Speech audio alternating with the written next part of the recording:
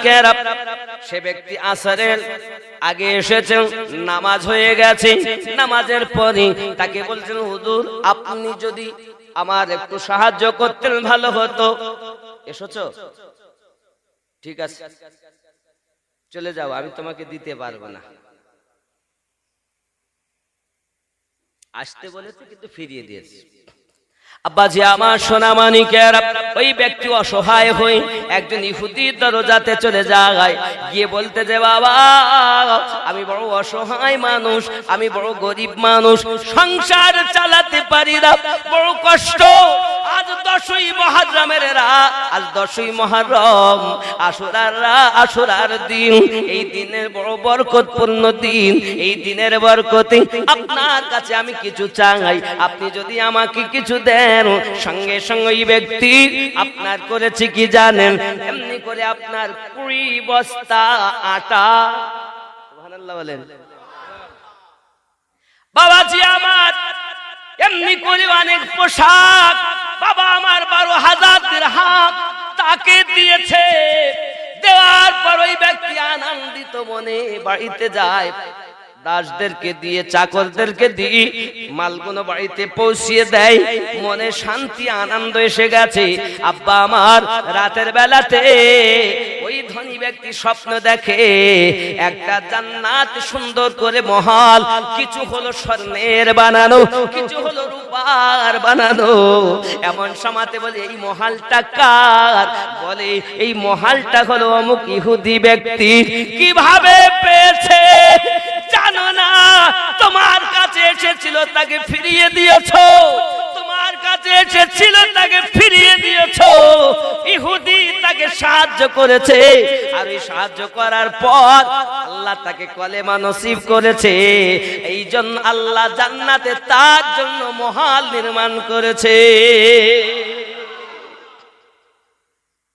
আশুরার দিনের কত বরকত! আপনি মনে করছেন যে আশুরার কোনো বরকত নাই? আব্বাজি আমার খেয়াল করুন, এখন ওই ধনী ব্যক্তি ঘুম ভেঙে গেছে, সকালবেলা উঠেই গেছে। ভাই কি হয়েছে বলুন? আপনি এক কাজ করুন, আপনার মহাল আমাকে বিক্রি করবেন। জান্নাতে যে মহাল, ওই মহাল আমার নামে বিক্রি করে দেবেন আমার কাছে। আপনি কত লাখ নেবেন? হ্যাঁ গো, আগে মোটে কিছু দিচ্ছিল না, ফিরিয়ে দিল, এখন লাখ টাকা দেওয়ার জন্য, লাখ লাখ টাকা দেওয়ার জন্য তৈরি হয়ে গেছে। ভাই আপনি আমাকে বিক্রি করেন, আপনি যে মহলটা পেয়েছেন ওই মহলটা আমাকে বেচে দেন, আপনি নেন, টাকা আমি দিচ্ছি। বলছেন না না বাবা, আপনার কাছে গিয়েছে, আপনি ফিরিয়ে দিয়েছেন, আমার কাছে এসেছে, আমি ইহুদি হলেও তার কথা শুনে আজকের দিনটা বরকতপূর্ণ ভেবে তাকে দিয়েছি। এই বরকতপূর্ণ ভাবার জন্য আল্লাহ পাক আমাকে কলেমা নসিব করেছে, আমি কলেমা পড়ে মুসলমান হয়ে গেছি। আচ্ছা দেখা যাচ্ছে আব্বাজি আমার, আল্লাহ পাকের কয়েকজন নবী আল্লাহ পাক বিপদ থেকে উদ্ধার করেছেন। 10 তারিখে দুনিয়া শুরু করেছেন আল্লাহ, 10 তারিখ, 6 দিন আল্লাহ পাক 6 দিন থেকে নিয়ে দুনিয়া সৃষ্টি কোন বললে হয়ে যায়, তা 6 দিন সময় লাগলে কেন, নিলেন কেন? আল্লাহ পাক ইচ্ছা করলে বলার সঙ্গে সঙ্গে হয়ে যাবে। তারপরও 6 দিন, আজকে খুতবাতেই পেয়েছেন না, 6 দিন আল্লাহ দুনিয়া সৃষ্টি করেছেন, পেয়েছেন না? আব্বা আমার কেন বেশি তাড়াহুড়া করো না, আস্তে আস্তে ধীরে ধীরে কাজ করো, আল্লাহ রহমত ঝরবে। নাহলে আল্লাহ বললেই তো হয়। তারপরও 6 দিন। আব্বা আমার অনেক কথা, দুনিয়ার সূচনা হয়েছে এই 10 তারিখে। ফিরআউনের আযাব কবল থেকে আল্লাহ পাক মুসা আলাইহিস সালামকে নিজাত দিয়েছেন এই 10 তারিখে। ইউনুস আলাইহিস সালামকে মাছের পেট থেকে রেহাই দিয়েছেন 10 তারিখে, মুহররমের 10, আশারা মানে 10। তাহলে কোরআন ও হাদিসে যখন পাওয়া যাচ্ছে, তো কোন পীর সাহেব কোন মুফতি সাহেব কি বললো আবার দেখার দরকার। বাপজি আমার দিন গেল, রাতের বেলায় আল্লাহর ইবাদত করেছেন, আদম পয়গম্বরের তওবা কবুল হলো 10 তারিখে। রাতের বেলা আল্লাহর হামদ সানা সারা রাত ইবাদত করেছেন। ইউনুস নবী করেছেন। এমনি করে ইউসুফ আলাইহিস সালামকে কুয়ায় ফেলা হলো, আবার তোলা হলো, যা হলো 10 তারিখে। জোরে বলুন সুবহানাল্লাহ। এই রূপ ভাবে আল্লাহ পাক আল্লাহ তাআলা তার নবীনদেরকে, তার বন্ধুদেরকে আল্লাহ পাক অনেক বিপদ থেকে 10 তারিখই করেছেন। রাত ভর তারা ইবাদত করেছেন। এটাই হলো 11 রাত। এই 11ই শরীফটা, 11 শরীফ কেন বলা হয়? নবীগণ ওই রাতে ইবাদত করে করে করে করে এমনিতে পাক রাত, তারপর নবীনদের সাদকায় আরো পাক হয়ে গেছে। আল্লাহ পাক বলেন, আয় আমার বন্ধুদের ইবাদত করায় আমি আল্লাহ সেই রাত আমার আরেক বন্ধু আব্দুল কাদের মহিউদ্দিনকে দান করলাম। এই জন্য যারা কাদেরিয়া তরিকার মানুষ তারা 11ই শরীফ মানায়। এটা আল্লাহ পাকের তরফ থেকে গস পাকের উপরে দান হয়েছে। আল্লামা ইমাম জৌজি রহমাতুল্লাহ বলেন, 10ই মুহররম মানে 10 তারিখ আশুরা, 10 তারিখ আশুরার রাত, আশুরার দিন খুব বরকতপূর্ণ। বলুন সুবহানাল্লাহ। लिहाजा मुनासिब है कि जिस कदर मुमकिन हो अच्छे काम की जाए। আর যতটা পারেন ওদিন খুব ভালো কাজ করবেন। भलाइयों के उन मौसमों को गनीमत जानो और गफलत से बचो। বলছি এটা খুব বরকতওয়ালা দিন মনে করবেন আর অলসতা থেকে নিজেকে বাঁচিয়ে রাখবেন। খেয়াল করেন, इस अजमत वाले दिन की निस्बत को पेश नजर रखिए और ये नेक काम कीजिए। बाबा जी আমার আর এই দিনটাকে বরকতপূর্ণ মনে করে এই নেকির কাজগুলো করবেন। 22টা বরকতপূর্ণ কথা বলবো। সুবহানাল্লাহ। কয়টা বলবো? 22। খেয়াল করেন। 1 यौम आशुरा का रोजा रखिए। आशुरा दिन रोजा रखबेन और उसके साथ 9वें या 11वें मुहर्रम की मुहर्रमुल हराम का रोजा भी मिला लीजिए। 9, 10, 11 খুব উত্তম হয় 3টে রাখা। কথা বুঝতে পারেননি? 9, 10, 11 আপনি দুটোও রাখতে পারেন, কিন্তু সব থেকে উত্তম হলো 3টা। 1 নাম্বার বোঝা গেছে নাকি? রোজা রাখতে হবে। এই রোজা আগে ছিল ফরজ রাসূল পাকের জন্য। যখন 1 মাস রোজা আল্লাহ ফরজ করেছেন তখন এটা হয়ে গেছে, আমার রাসূল পাক নিষেধ করেননি, আবার রাসূল পাক করেছেন, হুকুমও দিয়েছেন। কিন্তু তাই বলে এটা নয় যে রোজা রাখা যাবে না। রোজা রাখলে বেশি সওয়াব। এই দিন রোজা রাখলে 1 বছর রোজা রাখার সওয়াব। কথা বুঝেছেন? বাবা, তাহলে রোজা রাখা যাবে তো নাকি? রাখবেন তো? কটা? 3টে। যদি না পারেন কমপক্ষে 2টি। 1টা রাখা যাবে না। 1টা হলো ইহুদিদের। আগে হয়তো আসবে, আমি বলবো আপনাদের, তাহলে 3টি রোজা না পারলে 2টি অন্তত রাখবেন। ঠিক আছে তো? জি। 2 নাম্বার খেয়াল করেন,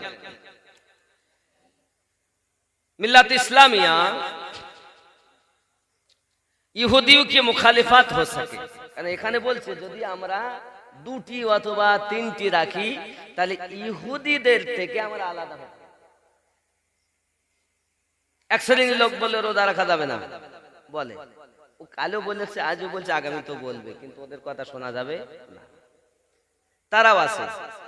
हजरत सैयदना अलीउल मुर्तदा रदियल्लाहु ताला अन्हु का फरमान है, आशुरा के दिन जो 1000 मर्तबा सूरह इखलास पढ़े तो उसकी तरफ रहमान पाक नजर फरमाएगा।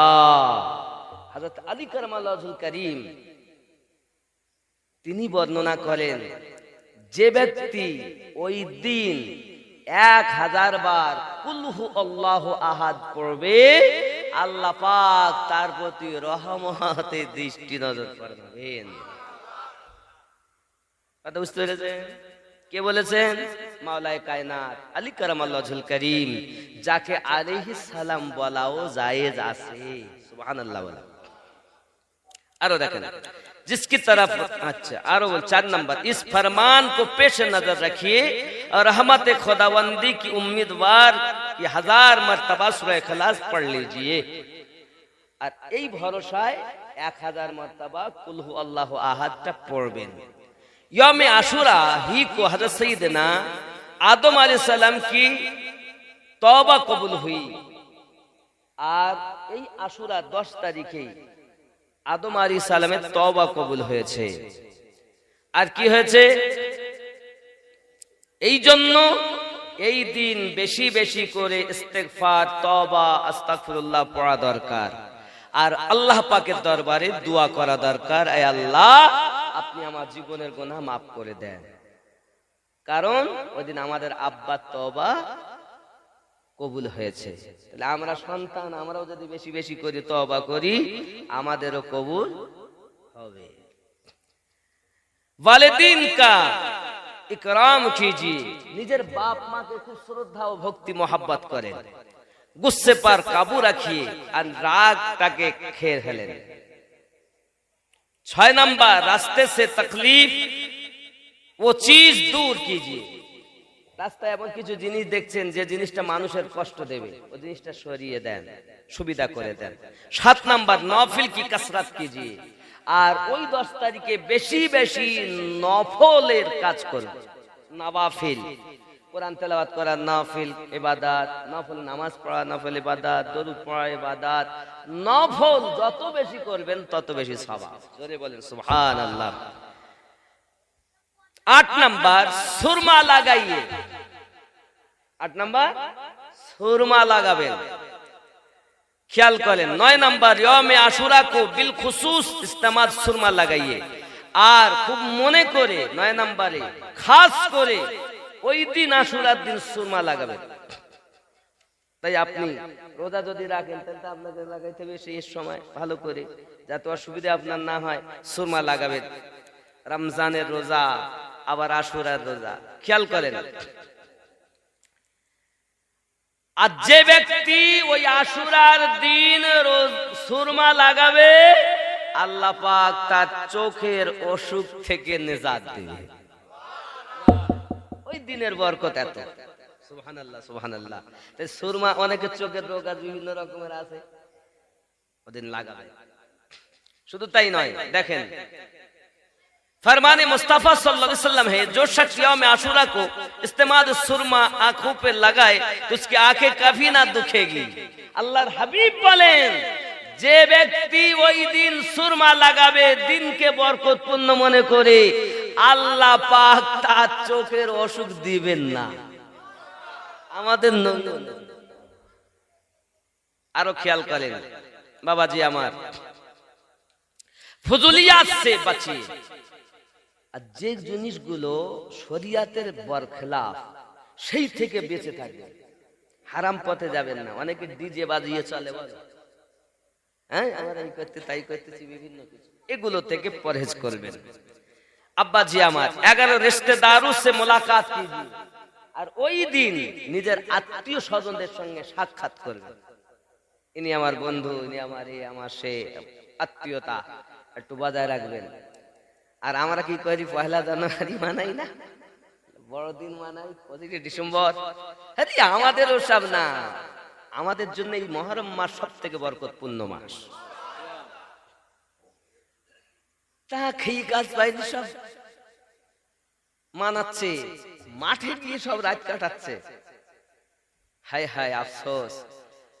খেয়াল করো আয় আল্লাহর বান্দা বান্দি, 9 তারিখ দিবাগত রাত, 10 রাত পারলে সারা রাত আল্লাহর ইবাদত করো, আল্লাহ তোমার জীবনের গুনাহ maaf করে দেবে। তুমি জানুয়ারি মানাতে গিয়ে সারা রাত ফিস্টি করে খেয়েছো আর নাচ গাওনা করেছো, বিভিন্ন কিছু আহার করেছো, নিজেকে বরবাদ করে ফেলেছো। আল্লাহর বান্দা বান্দি, ও সব বাদ দাও, আল্লাহর ঘর মসজিদে ঢুকো, ইবাদত করো। রাতের বেলা, আশুরার রাতে আল্লাহ পাক তোমার জীবনের গুনাহ মাফ করে দেবে। শুধু তাই না, এক রাতে সওয়াব 84 বছর 3 মাস 4 দিন, মানে 84 বছরের সওয়াব, মানে 1000 মাসের সওয়াব। লাইলাতুল কদরের রাতের যে সওয়াব, আশুরার রাতে ইবাদত করলে সেই সওয়াব আল্লাহ পাক দান করবে। কি মনে করেছেন আপনি অবহেলায় কাটাবেন না। আসুন আগিয়ে যাই, আরো একটু যাই। জিয়ারাতে কবর কিজিয়ে, আর ওই রাত্রে কবর জিয়ারত করুন। মা বাপ দাদা দাদি এনাদের কবর জিয়ারত করা রাসূল করিম বলেন, জোরে বলুন সুবহানাল্লাহ। তাহলে আমার শুধু ইবাদত করা, মসজিদে বসে তা নয়, আব্বা মায়ের কবরের কাছে যাওয়া আমাদের দরকার। যাবেন তো নাকি? খালি শবে বরাতে নয়, লাইলাতুল আশুরা তো জিয়ারত করো। যাবেন তো নাকি? জি। নিজের আত্মীয় স্বজন, গ্রামবাসী প্রতিবেশী আত্মীয় স্বজন এনাদের কবর জিয়ারত করে। খেয়াল করেন। 13 নাম্বার, খুশবু লাগাইয়ে। তাহলে পারফিউম লাগাবেন না, সেন্ট অ্যাসিড লাগাবেন না, আতর লাগানো জায়েজ আছে। সুবহানাল্লাহ বলেন। আতর লাগানো সুন্নাত, কথা বুঝেছেন? পারফিউম লাগানো যাবে না, কেমিক্যাল বিহীন জিনিস লাগাতে। 14 নাম্বার, রোজাদারও কো ইফতার করাইয়ে। যারা রোজা রাখবে তাদেরকে ইফতার করানো দরকার। জোরে বলুন সুবহানাল্লাহ। যারা রোজা রাখবে তাদের কি করাতে হবে? ইফতার করাতে হবে, নাকি? करावें इंशाअल्लाह ताला। 15 नंबर, कुरान पाक की तिलावत कीजिए और खूब बेशी बेशी अल्लाह कुरान मजिद तिलावत करें। अब्बा अमार 16 नंबर, 70 बार सुबहान अल्लाह का बिर्द कीजिए और কমপক্ষে 70 বার সুবহানাল্লাহ এটা পড়তে থাকবেন, কমপক্ষে 70 বার পড়বেন। জোরে বলুন সুবহানাল্লাহ। 17 नंबर, यतीम की सर पर शफाअत के हाथ फेरिए। যারা यतीम আব্বা নাই তাদেরকে यतीम বলে। এসব বাচ্চাদের আপনি পোশাক দিতে পারেন, তাদের মাথায় যদি আপনি হাত দেন তাহলে ওর মাথায় যতটা চুল আপনার নামায় আমলে ততটা নেকি। হায় হায়, यतीम আমার রাসূল সাল্লাল্লাহু আলাইহি সাল্লাম বলেন, यतीमेर মাল যারা জোরে করে খায় পৌঁছাতে না পারে তারা দরগাতে আল্লাহর। यतीमेर মাল নিয়ে করিলে ভক্ষণ হাসরেতে তার পেটে জ্বলিবে আগুন। यतीमকে ভালোবাসা। আমার নবী यतीम ছিলেন। आय हाय, रसूल बोलेছেন। 19 नंबर, 18 नंबर, नाराज मुसलमानों में सुलह करवाइए। 18 नंबरे বলছে ধরেন ভাই ভাইয়ের সঙ্গে ঝগড়া, তাহলে এরা দুজন ঝগড়া করে, কথাই বলে না, আর আপনি যদি পারেন তো ওদের দুজনের মিলাপ করে দিয়েন। সুবহানাল্লাহ, মিলাপ করে দেন, मोहब्बत করে দেন। 18 নম্বরে। 19 নম্বরে বলা হয়েছে উলামায়ে দ্বীন কি জিয়ারত कीजिए। আর হাক্কানি উলামা যারা এদের জিয়ারত করেন, এদেরকে দেখতে যান, এদের সঙ্গে কথা বলেন। এটা 19 নম্বরে। জোরে বলুন সুবহানাল্লাহ।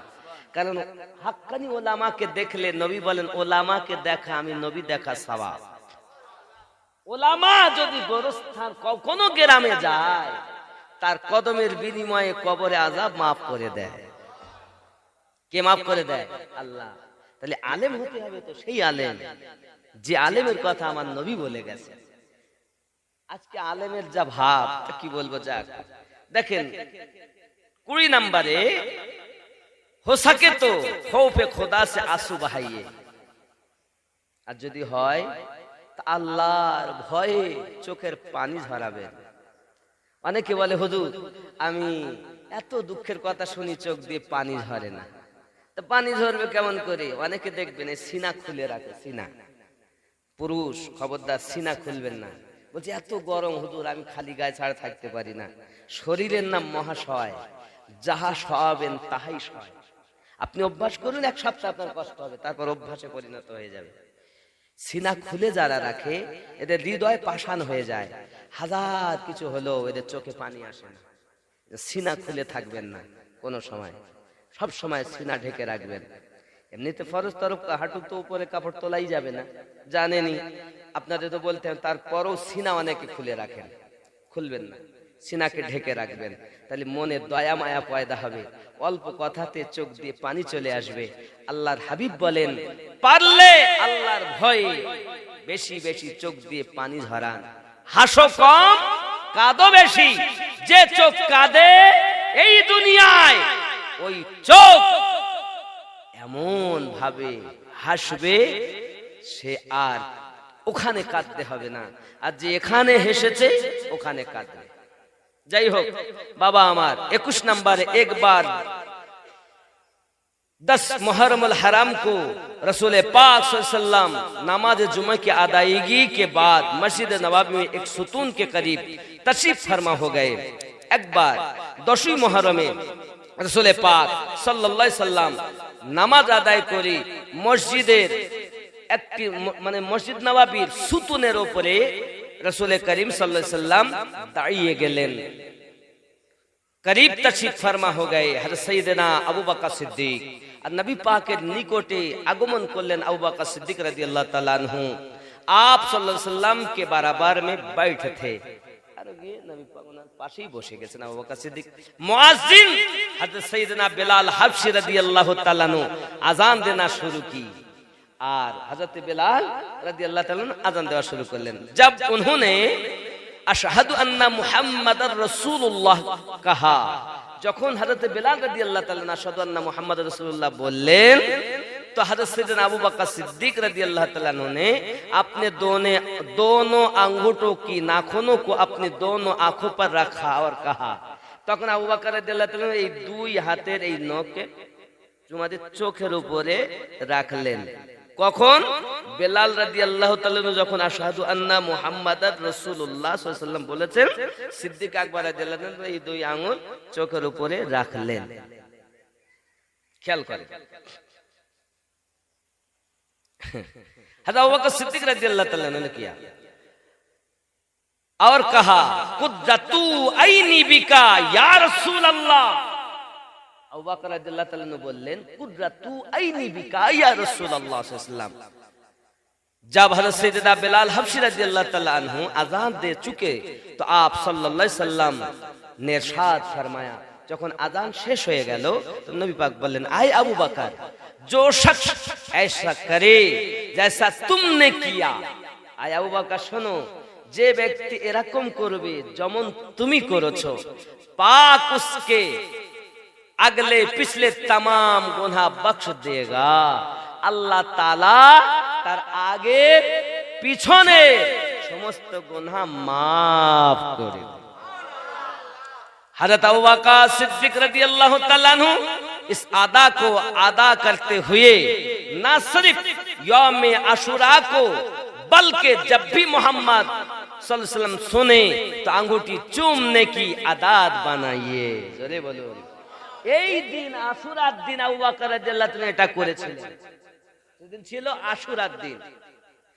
তো নবী পাক সাল্লাল্লাহু আলাইহি সাল্লামের সাহাবী আবু বকর রাদিয়াল্লাহু তাআলা আনহু শুধু আশুরার দিন করলেন না, এবার যখনই আযান শুনতেন তখনই চোখে বুলিয়ে নিতেন। জোরে বলেন সুবহানাল্লাহ।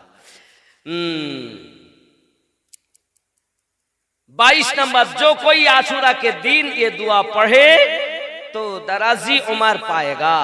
আর যে ব্যক্তি আশুরার দিন এই দোয়া পড়বে আল্লাহ পাক তার উমরে বরকত দেবে। সুবহানাল্লাহি মিল আল মিজান, একটি দোয়া।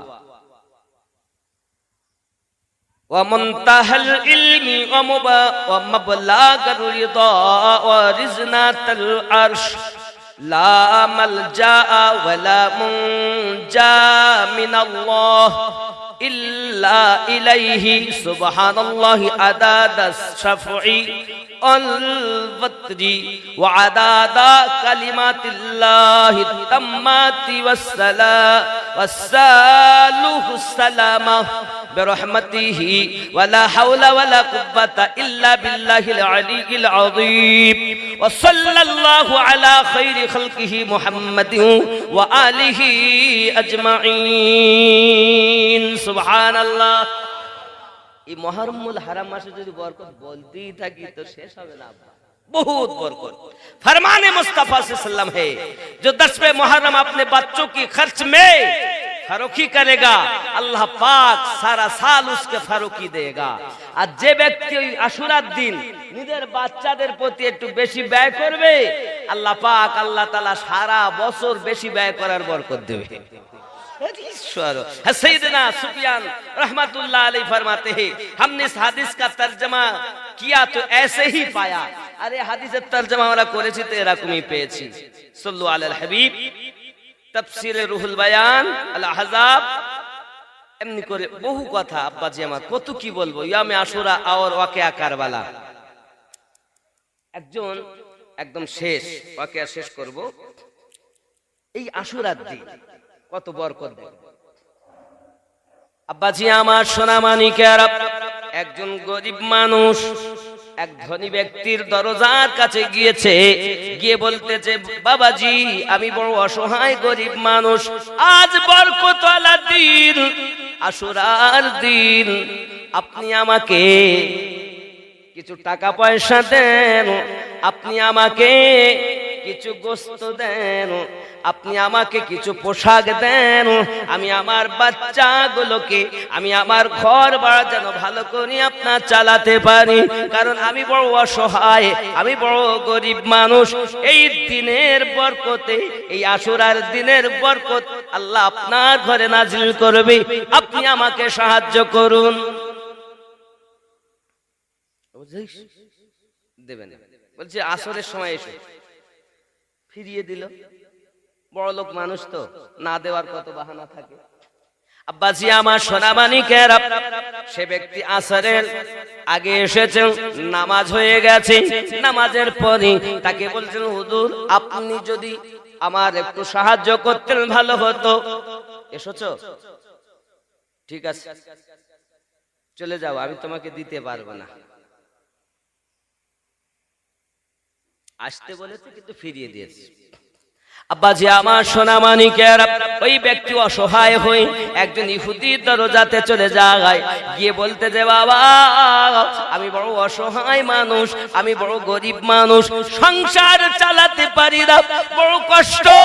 আজ 10ই মুহররমের রাত, আজ 10ই মুহররম আশুরার দিন, এই দিনের বড় বরকতপূর্ণ দিন, এই দিনের বরকতে আপনার কাছে আমি কিছু চাই, আপনি যদি আমাকে কিছু দেন। সঙ্গে সঙ্গে এই ব্যক্তি আপনার করেছে কি জানেন, এমনি করে আপনার 20 বস্তা আটা, সুবহানাল্লাহ বলেন। বাবাজি আমার এমনি করে অনেক পোশাক বাবা আমার 12,000 দিরহাম তাকে দিয়েছে। দেওয়ার পর ওই ব্যক্তি আনন্দিত মনে বাড়িতে যায়, দাসদেরকে দিয়ে চাকরদেরকে দিয়ে মালগুলো বাড়িতে পৌঁছিয়ে দেয়, মনে শান্তি আনন্দ এসে গেছে। আব্বা আমার রাতের বেলাতে ওই ধনী ব্যক্তি স্বপ্ন দেখে একটা জান্নাত সুন্দর করে মহল, কিছু হলো স্বর্ণের বানানো, কিছু হলো রূপার বানানো। এমন সময়তে বলে এই মহলটা কার? বলে এই মহলটা হলো অমুক ইহুদি ব্যক্তি। কিভাবে পেয়েছে জানো না?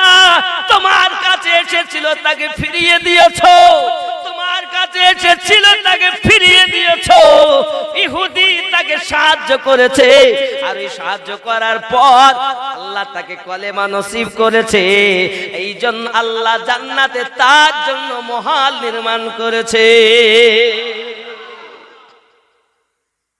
আশুরার দিনের কত বরকত! আপনি মনে করছেন যে আশুরার কোনো বরকত নাই? আব্বাজি আমার খেয়াল করুন, এখন ওই ধনী ব্যক্তি ঘুম ভেঙে গেছে, সকালবেলা উঠেই গেছে। ভাই কি হয়েছে বলুন? আপনি এক কাজ করুন, আপনার মহাল আমাকে বিক্রি করবেন। জান্নাতে যে মহাল, ওই মহাল আমার নামে বিক্রি করে দেবেন আমার কাছে। আপনি কত লাখ নেবেন? হ্যাঁ গো, আগে মোটে কিছু দিচ্ছিল না, ফিরিয়ে দিল, এখন লাখ টাকা দেওয়ার জন্য, লাখ লাখ টাকা দেওয়ার জন্য তৈরি হয়ে গেছে। ভাই আপনি আমাকে বিক্রি করেন, আপনি যে মহালটা পেয়েছেন ওই মহালটা আমাকে বেচে দেন, আপনি নেন, টাকা আমি দিচ্ছি। বলছেন না না বাবা, আপনার কাছে গিয়েছে, আপনি ফিরিয়ে দিয়েছেন, আমার কাছে এসেছে, আমি ইহুদি হলেও তার কথা শুনে আজকের দিনটা বরকতপূর্ণ ভেবে তাকে দিয়েছি। এই বরকতপূর্ণ ভাবার জন্য আল্লাহ পাক আমাকে কলেমা নসিব করেছে, আমি কলেমা পড়ে মুসলমান হয়ে গেছি। তোমার নসিব ভালো নয় বলে নিতে পারোনি, আল্লাহ আমার নসিব ভালো করেছে, তার দানের বিনিময় আল্লাহ রাজি হয়ে গেছে। আল্লাহুম্মা আমিন। আব্বাজি আমার, এখন এনাদের মোহাব্বত আমাদের প্রয়োজন। খেয়াল করুন বাবা, ইসলাম ইতিহাসের ভিতরে বলা হয়েছে ইসলাম জিন্দা হয়েছে কারবালার পরে। কিসের পরে? কারবালার আগে ইসলাম জীবিত হয়নি বাবা, ইসলাম জীবিত হয়েছে কারবালার পরে। সোনামানি কেরামত যখন ইমামে হোসেন পাক রাদিয়াল্লাহু তাআলা আনহু নিজের গলা নিজে কাটিয়ে দিলেন বাবা, ও সোনামানি কেরাম, দিনের বেলা তারা দেখা গেল, আকাশ থেকে রক্তের বর্ষা শুরু হয়ে গেল। ওই কারবালার মাটিতে এমন হালাত হয়ে গেল বাবা, সোনামানি কেরামত, কোথায় ইমাম হোসেন পাকের মাথা, কোথায় আলী আকবরের মাথা, কোথায় আপনার ইমাম কাসিমের মাথা, এমনি করে মাথা পড়ে রয়েছে সোনামানি কামার। আর ইয়াজিদের দলের লোক মাথাগুলো এক জায়গায় করেছে, কারণ তখন মাথা দেখাতে হতো, অমুককে যে আমি কতল করেছি তার মাথা, এই তার প্রমাণ, সেই হিসাবে তার প্রাইড হবে। এদের নেতা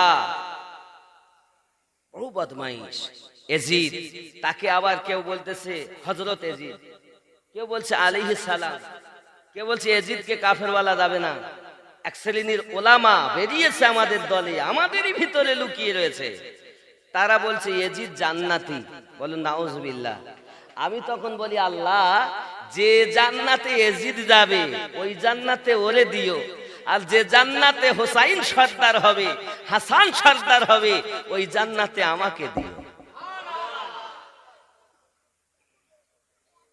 ইয়াজিদ জান্নাতে যাক, আর সেই জান্নাতে আমরা থাকি চাই না। হোসাইন পাক যে জান্নাতে সর্দারি হবেন, সে জান্নাতে আমরা যেতে চাই। তোমরা ইয়াজিদের মোবারক, আমাদের জন্য হোসাইন পাক মোবারক। আছে না নাই? কাফের বলা যাবে না ইয়াজিদকে। আবার কে বলছে ইয়াজিদ রহমাতুল্লাহ আলাইহি, নাউজুবিল্লাহি মিন যালিক। বলছে ইয়াজিদের কোনো দোষ নাই। দোষ যদি না থাকে তো আমি ঘটনা আগিয়ে নিয়ে যাচ্ছি, আপনারাই বলবেন দোষ আছে কিনা। আমি জানি এসব মৌলবীরা সব পড়ে, তারপরেও দালালি করে। কেন? আহলে বায়াতের সঙ্গে এদের দুশমনি আছে। এরা কলেমা পড়েছে বটে, কিন্তু সেই ৩৬০টি মূর্তি অন্তর থেকে বার করতে পারিনি। কথা বুঝেছেন? ৩৬০টি মূর্তি রই গেছে ভিতরে, খালি মুখে পড়েছে কলেমা লা ইলাহা ইল্লাল্লাহ। ওর মনে করেছে যে কলেমা পড়লি ফাদখালাল জান্নাহ, আমি জান্নাত পেয়ে যাব। তুমি জানো জান্নাতের টিকিট বন্টন করবেন মাওলায়ে কায়নাত, সুবহানাল্লাহ বলেন। মাওলা আলী কারামাল্লাহু ওয়াজহুল কারীম দিবেন জান্নাতের টিকিট। জিজ্ঞাসা করায় হুজুর, এই কথা যখন হযরত আবু বকর রাদিয়াল্লাহু তাআলা এসে বলছেন, আয় আলী, আপনি যত সময় টিকিট দেবেন না তত সময় কেউ জান্নাতে যাবেন না।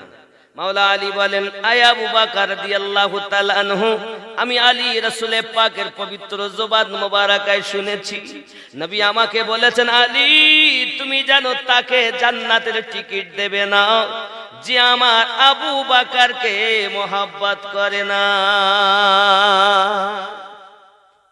আমি আলী তাকেই জান্নাতের টিকিট দেব যে আপনাকেও মোহাব্বত করে আর আপনার সঙ্গে দুশ্মনী করে। আমি আলী তাকে টিকিট দেব না। অনেকে বলে আলীকে মাওলা মানবো কেন? মাওলা মানার কয়েকটা অর্থ, কখনো সাহায্যকারী, কখনো বন্ধু, কখনো পথ প্রদর্শক। আপনি যখন যেমন তখন হবে। নবী নিজেই বলেন, মান কুনতু মাওলা ফাহাযা আলিউন মাওলা, আমি নবী যাদের যাদের মাওলা, আমার আলী তাদের তাদের মাওলা। ওই গাদিরে খুমে 1,24,000 সাহাবী কেরাম রিদওয়ানুল্লাহি তাআলা আলাইহিম আজমাইনদের ভিতরে সর্বপ্রথম যিনি আলী কারামাল্লাহুল কারীমকে মাওলা বলে মেনে নিয়েছিলেন তার নাম ছিল আবু বকর সিদ্দিক রাদিয়াল্লাহু তাআলা। আপনি কোন ক্ষেতের পচামুলো বলছেন আপনি সিদ্দিকের দলে, আবার আপনি মাওলা পাককে মাওলা বলে মেনে নিচ্ছেন না? তার মানে আপনার দুশ্মনী আছে। আপনি যদি আবু বকর রাদিয়াল্লাহু তাআলা নুকেই মানেন, তাহলে আপনার কথা তো এটাই হবে যে উনি যখন মাওলা মেনে নিয়েছেন আমাকেও মানতে হবে। ফারুকে আজম 2 নম্বরে মেনেছেন নবী, আলী আপনারও মাওলা আমারও মাওলা। জোরে বলেন। ওমর রাদিয়াল্লাহু তাআলা কে আমরা মানি। যারা এনাদের মানে না এদের সঙ্গে আমরা চলি না, এরা বাতিল, এদের সঙ্গে আমাদের কোনো সম্পর্ক নাই। যারা সিদ্দিককে মানে না, ফারুকে আজমকে মানে না, আম্মা জান আয়েশা সিদ্দিকা রাদিয়াল্লাহু তাআলার উপরে ব্যভিচারের অপবাদ, আমরা তাদের সঙ্গে চলি না। আসলে চিনলে না বাবা, তোমার জিনিসকে আর একজন ভোগ করতেছে বলে তুমি ভোগ করা বন্ধ করে দিলে। তার মানে নিজের আম্মাকে আম্মা বলা বন্ধ করে দিয়েছে, আর একজন এসে আম্মা বলছে। তাই কথাটা বুঝতে পারেননি? সহজ করি, আমরা তাকবীর দেই নারায়ে হায়দারি ইয়া আলী। এক শ্রেণীর লোক বলছে ইয়া আলী বলবো কেন? আলী কি আমাদের তো নাকি? না কাদের? আলী কাদের? আমাদের। তাহলে আলী যদি আমাদের হন, নামাজে গিয়ে আমরা তাদের উপরে দরুদ পাঠাচ্ছি, তাহলে তাদের নামে তাকবীর দিলে তো রাগ হওয়ার কথা না। বলছেন না ওই ওরা বলে কারা? বলছে ওই যে ওই হাই হোসেন করে, আর ওই কি করে ওরা, সব রক্ত ঝরায়, বিভিন্ন কিছু করে। এই জন্য আমরা সাধারণ মানুষ জানি ওরা শিয়া। এক কথা বুঝতে পেরেছি? আমরা কি জানি? শিয়া। কিন্তু এজন্য না, কয়েকটা মূল কারণ এদের সঙ্গে আমাদের বিরোধ আছে। আম্মা জান আয়েশা রাদিয়াল্লাহু তাআলার প্রতি ব্যভিচারের অপবাদ, কথা বুঝতে পারেননি? ওমর খুশি করে এরা, আবু বকর সিদ্দিক রাদিয়াল্লাহু তাআলাকে মানতে চায় না তারা, এরকম বহু আরো অনেক কিছু আছে। যাই হোক, মূল জিনিস আমি আপনাদের বোঝাচ্ছি, এ দলের মানুষ আমরা নই, আমরা হলাম আহলে পাক ওয়ালা মানুষ। তা আলী আমাদের, তাকবীর আমরা দেব। মানে ইমাম সাহেবের মাকে আমরা গ্রামের লোক সবাই গিয়ে মা বলতেছি, আম্মা আম্মা, ইমাম সাহেব মা বলা বন্ধ করে দিয়েছে। সবাই যখন মা বলতেছে তা আমরা আর বলবো না। এটা কি ওনার বুদ্ধিমানের কাজ করেছেন? উনি নিজের মাকে মা বলেন না, বুদ্ধিমানের কাজ করেছেন। তো শিয়ারা বারবার বলতেছ বলে নারায়ে হায়দারি ইয়া আলী, যে আমরা আর বলবো না। বরঞ্চ ওরা যদি সবাই মিলে বলে, তাই উনি যেহেতু উনি সন্তান, তিনি আরো বারবার বেশি করে বলবে। আমার বলা দেখি ওরা পিছিয়ে যায়, এটাই হওয়া উচিত নাকি? আজ আমরা গ্রামবাসী ওনার আম্মাকে আম্মা বলা দেখে যদি উনি রাগ করেন, তাহলে এটা ওনার বুদ্ধিমানের কাজ হবে না। বরঞ্চ উনি বারবার বলবেন যে গ্রামবাসী তোরা তো একবার এসে বলবি, দিনের মধ্যে 5 বার এসে বলবি, আর আমি 24 ঘন্টা মায়ের কাছে থাকি, 24 ঘন্টা আমি মা করি নাকি? তাহলে আমরা নারায়ে হায়দারি আমরা আলীকে মানি। নারায় আবু বকর, ইয়া আবু বকর, আমরা মানি। আবু বকর আমাদের, উসমান আমাদের, ফারুক আমাদের। যাই হোক বাপ, তাই মনে করবেন না, ভুল বুঝবেন না। তো ইয়েজিদের দলে যারা মানতে পারলাম না আমরা, আমার জওয়ান যুবক সোনামানিক, ইসলাম জিন্দা হয়েছে কারবালার পরে।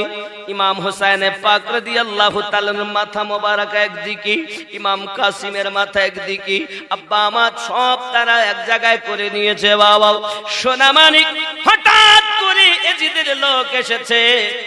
রাত অতিবাহিত হয়ে গেছে কোরআন তেলাওয়াতে, জিকির আজকারি।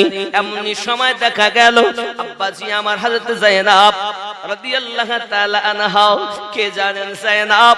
ও বাবা ইমাম হোসেনের বোন, মাওলা আলীর কন্যা, খাতুনে জান্নাতের কন্যা হযরত যায়েনব সালামুল্লাহি আলাইহা। খেয়াল করুন না বাবা, তারা এসে বলতেছে কই হাত দাও। হাত বার করে দিয়েছে, পিছন দিকে হাত তারা বেঁধে দিয়েছে। বাবা হঠাৎ করে চাইয়া দেখে আপনার কিনা বল্লভের উপরে ইমাম হোসেন পাকের মাথা মোবারক ওই হালাতেই বেহুশ হয়ে গেছে। যুবক রে সোনামানিকেরা আমার, পানি মেরে মেরে আপনার হুঁশ ফেরানো হলো। হুঁশ ফেরানোর পরে আপনার দেখা গেল আম্মাজানদেরকে পায়ে আপনার হাতে বড়ি দিয়ে তারা আপনার নিয়ে যায় বাবাজি। নাঙ্গা উটের পিঠে আপনার বসিয়ে দিয়েছেন ইমাম জাইনুল আবেদিন রাদিয়াল্লাহু তাআলা আনহু। ইনি হলেন আপনার অসুস্থ যুবক। সোনামানিকেরা আমার, পুরুষের মধ্যে শুধুমাত্র একজন, যার নাম জাইনুল আবেদিন। আব্বাজি আমার, তাবু যেগুলো লাগানো ছিল তাবুগুলোতে আগুন ধরিয়ে দিয়েছে। ঘটনা অনেক লম্বা, তাবুতে আগুন ধরিয়ে দিয়েছে বাবা। কিতাবের ভিতরে বর্ণনা করা হয়েছে আব্বাজি যে তাবুর ভিতরে জাইনুল আবেদিন ছিলেন, অন্ধকার রাতের বেলাতে ওই তাবুর মধ্যে যখন আগুন লাগিয়ে দিয়েছে বাবা, আগুন লাগিয়ে দেওয়ার পরে হযরত যায়েনব দেখেন আমার ভাইজান রয়েছে ওর ভিতরে, আমার জাইনুল আবেদিন রয়ে গেছে, ইমাম হোসেন পাকের পুত্র রয়ে গেছে, আমার ভাতিজা রয়ে গেছে। উনি লাফ দিয়া ওই তাবুর ভিতরে ঢুকে গেছেন বাবা। চতুর্দিকে দাও দাও করে আগুন জ্বলতেছে। আমার সোনামানিকেরাও এই আগুনের ভিতরে তিনি ঝাঁপ দিয়ে পড়ে কিছুক্ষণ পর ভাইপোকে কাঁধে করে নিয়ে আগুন ঝাঁপ দিয়ে বাইরে এসেছেন। ওরে যুবক, আজ আমরা বাগদাদ গাউসে আজমের কথা বলি, খাজা মাইনুদ্দিন চিশতি আজমিরের কথা বলি, সরকারে আলা হযরতের কথা বলি, ইমামে রাব্বানি মুজাদ্দিদ আল ফেসানি হুজুরের কথা বলি, খাজা বাকি বিল্লাহ হুজুরের কথা বলি, আলা হযরতের কথা বলি, বাবা আমার গৌসুল নবীর কথা বলি, এমনি করে দাদা হুজুর পীর কিবলা হুজুর রাহমাতুল্লাহ আলাইহির কথা বলি। তাম দুনিয়ার ভিতরে যত আল্লাহর আউলিয়া বান্দা রয়েছেন, যদি হযরতে যায়েনব সালামুল্লাহি আলাইহা তাবুর ভিতর থেকে জাইনুল আবেদিনকে না আনতেন, আল্লাহর আউলিয়া পাওয়া যেত না। নবুয়াত খতম হয়ে গেছে, জাইনুল আবেদিন থেকে বেলায়াত চলতেছে। সুবহানাল্লাহ।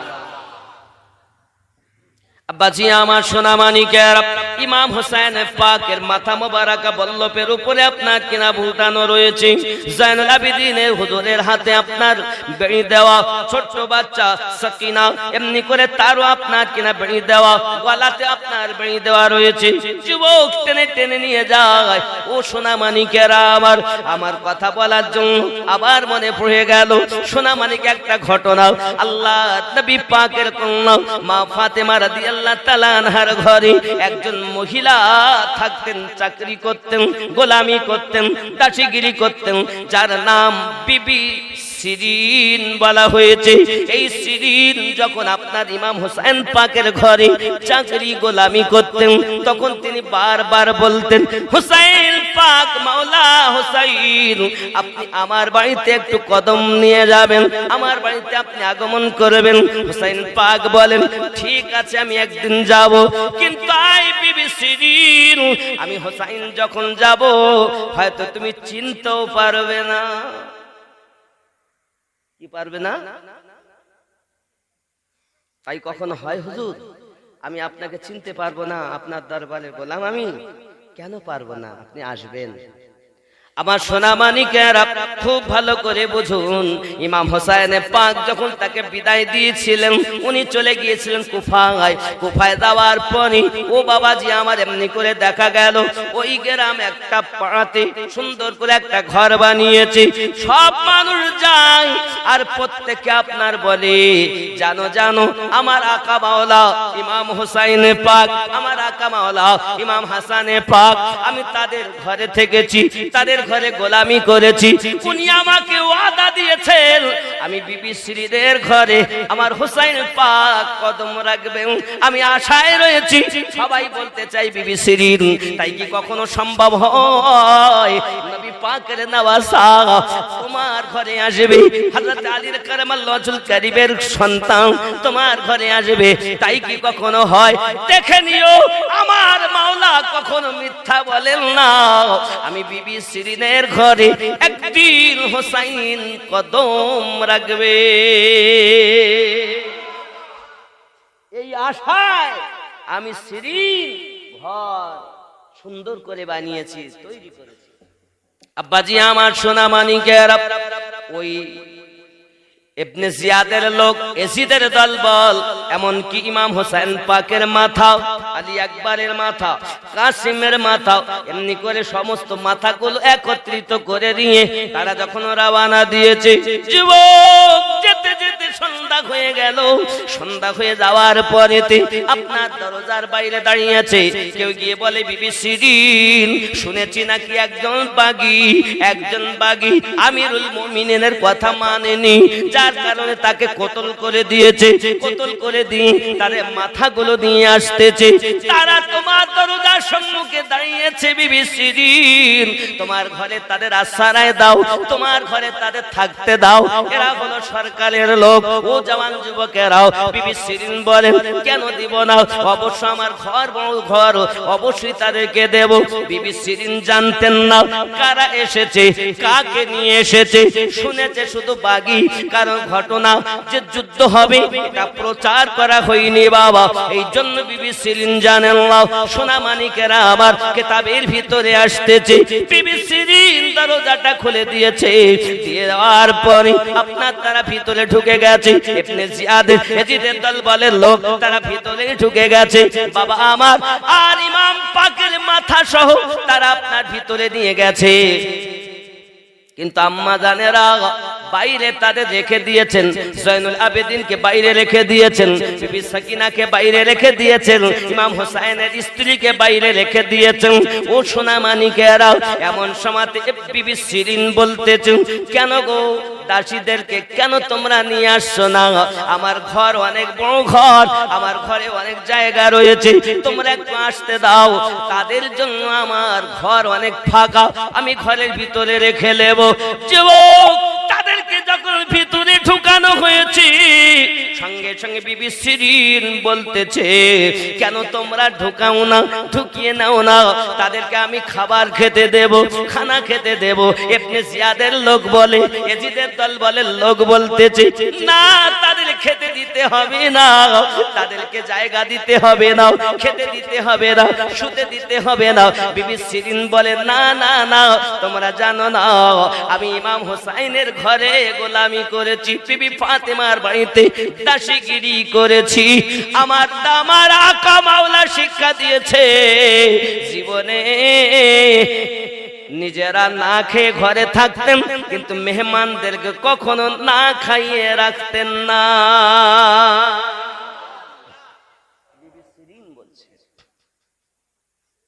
ইনি তো চিনছেন না কে এসেছে আমার বাড়ি। যুবক আমার সোনা মানিক, উনি সুন্দর করে খাবার তৈরি করলেন।